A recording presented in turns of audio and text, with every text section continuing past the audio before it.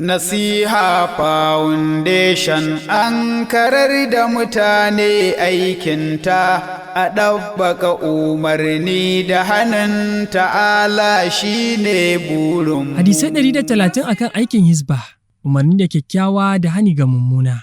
Babi na 2. Hadisai game da matsayin aikin umarni da kyakkyawa da kuma hani ga mummuna, Hizba, da kuma kuɗaitarwa akan aikin.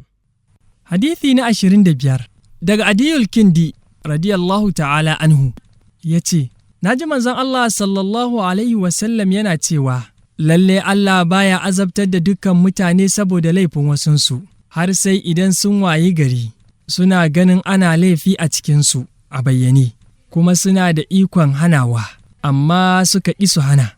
To idan suka zamo kamar haka, sai Allah ya azabtar da su baki ɗayansu.